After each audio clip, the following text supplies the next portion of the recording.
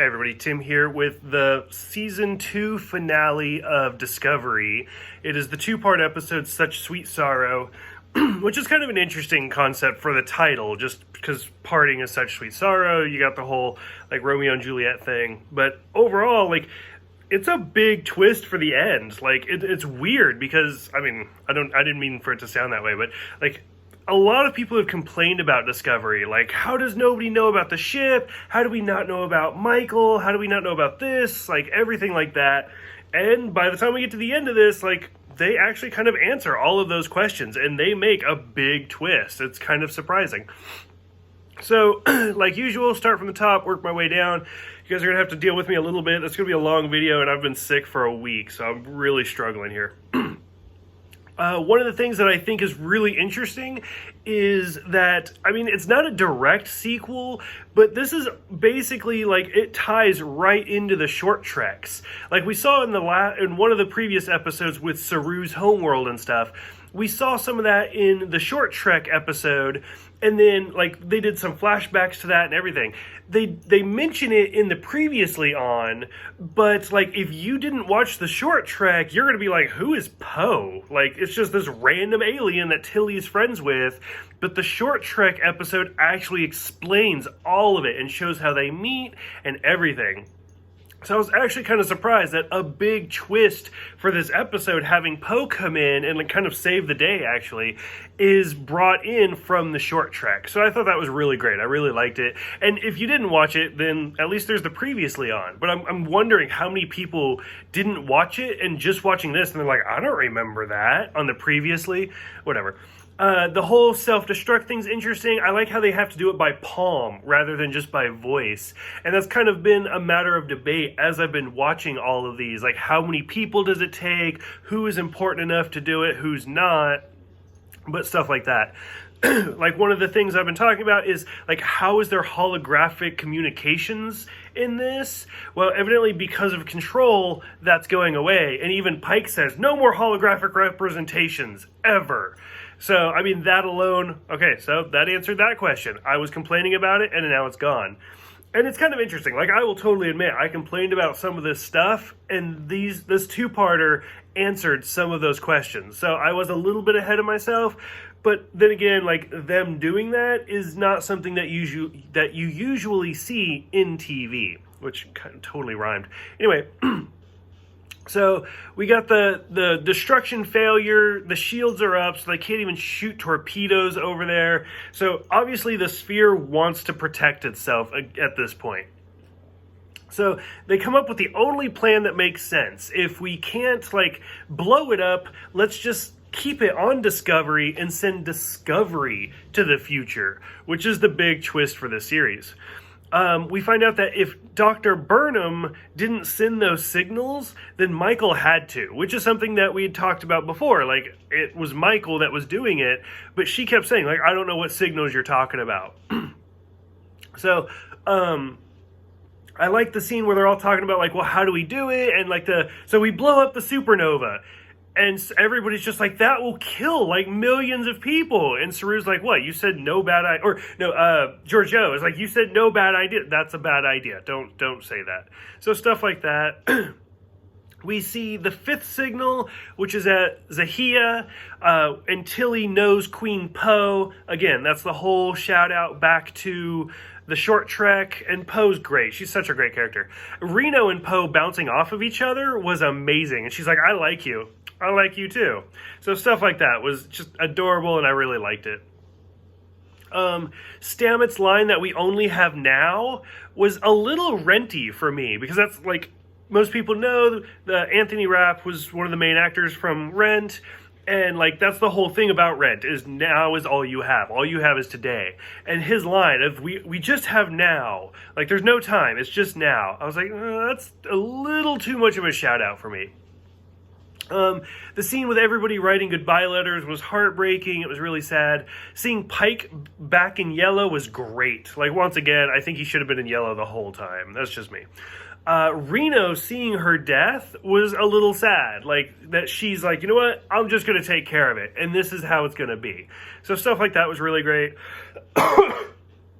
I hated Georgiou's line where she's like, by the way, I'm Taryn from your mirror universe. And Pike's just like, what's a mirror universe? Like, why was that in there? Like, it was so bad and it didn't need to be said. Like, for one, Georgiou had no reason to say it to Pike. And then why did they even call it the mirror universe? Like, that seems like more of our thing. Like, I don't know. That whole thing just bothered me. The Section 31 ships all showing up when the fleet arrives and it has them surrounded.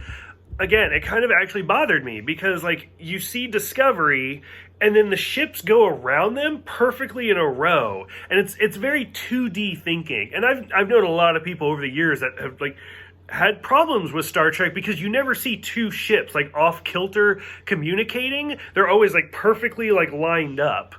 And so, like, again, like, why do we have one and then the line around them? There's none above them or below them. So, I mean, I don't know. It just seemed odd to me. Going into part 2, one of my favorite lines that we saw a lot in Voyager, actually, that to fix the line, where you always see the captain be like, I need this done in a half hour. Well, or like, how long is it going to take? A half hour. Well, you got 10 minutes. Okay. And then they do it. I mean, there's even the great line in The Next Generation where Scotty's like, you didn't tell him the actual time and stuff like that. But you get that line in this where they're like it's going to be a half hour. Well, can you do it any quicker? And Reno's just like, and violate the laws of physics? No, I can't. So just stuff like that was kind of great. The 200 ships versus 30, and then when they start to separate was a really nice film technique. Like, I really enjoyed it. Queen Poe being in the battle, coming up with like you got to hit him from both sides type situation. I like Georgiou's strategy of Leland won't actually destroy the ship. We have to invite him on board. Reno's line of, get off my ass, sir. Get off my ass, sir. Like, I like Reno. I think she has a lot of good lines. That one was a little forced for me. I didn't quite dig that one as much. Michael's scene where she, like, runs and jumps, and then you instantly get the, like, shuttles, like, following her and everything. It felt like a video game. Like, it was very POV, and I don't know, the whole filming technique. Maybe it was because it was so CGI, but it was very video game filming to me. Like, I didn't quite like the way that it flowed.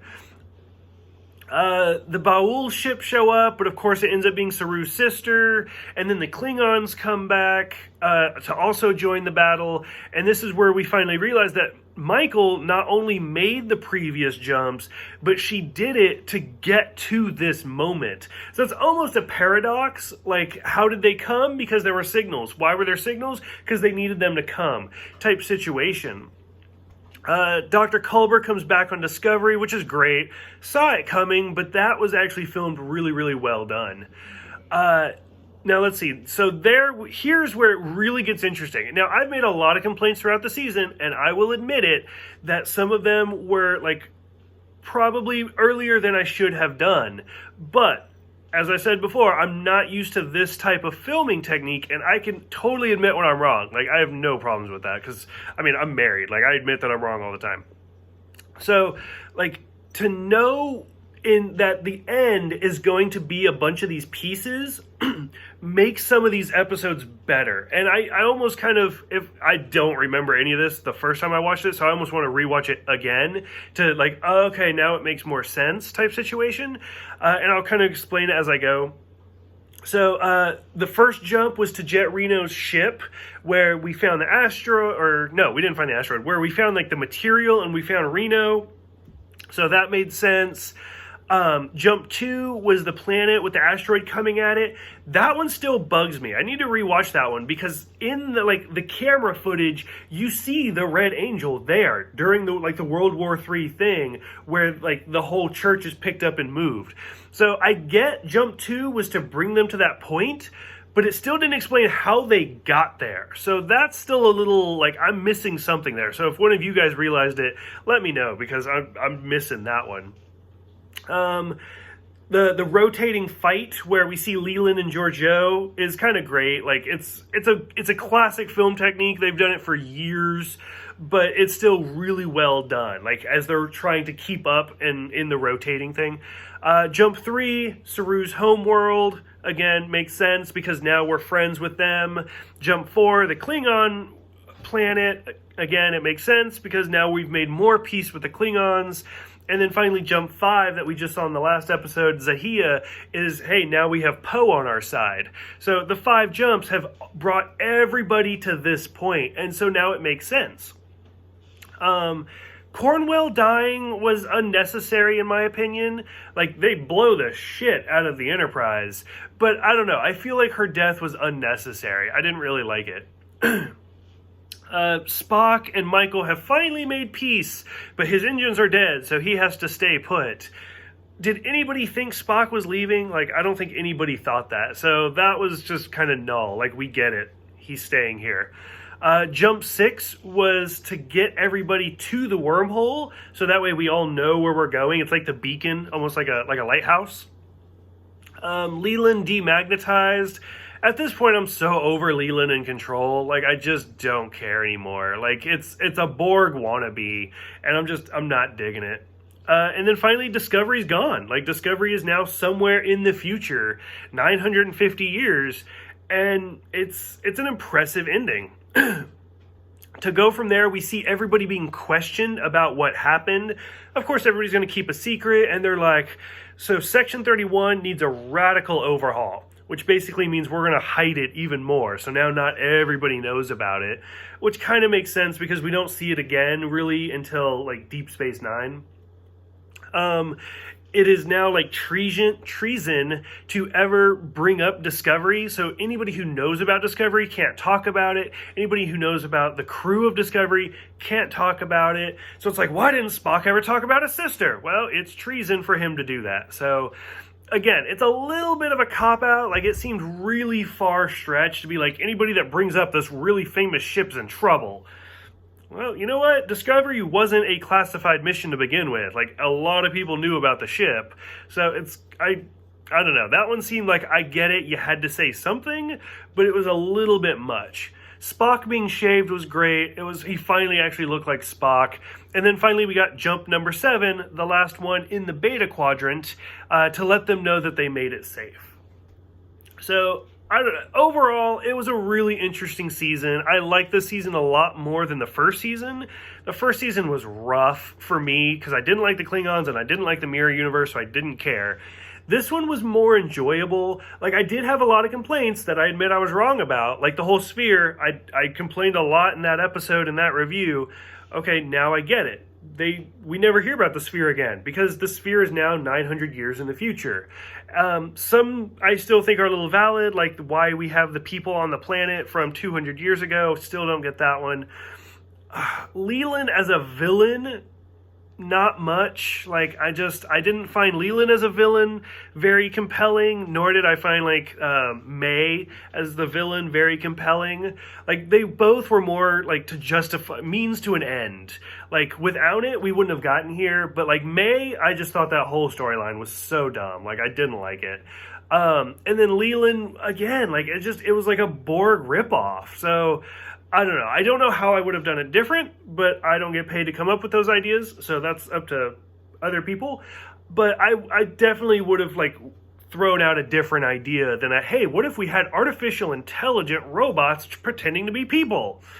Yeah, probably could have done something a little better. So, overall, I think it's a much better season. I'm super excited for Season 3, knowing that it's completely uncharted territory, 900 years in the future. I have some ideas, and I really hope to see some of them in there, because there's a lot that you could do with that's like, oh, now we went from being 10 years before Kirk to, I gotta count on my fingers, like 700 years after Voyager. So there's a lot to play around with. So for those who have seen the season finale, let me know what you guys think. This will be the last Star Trek video for quite a while. The short treks are almost done, so I'll do another video for those. Otherwise, I will see you guys next time for the series premiere of Picard on January 23rd.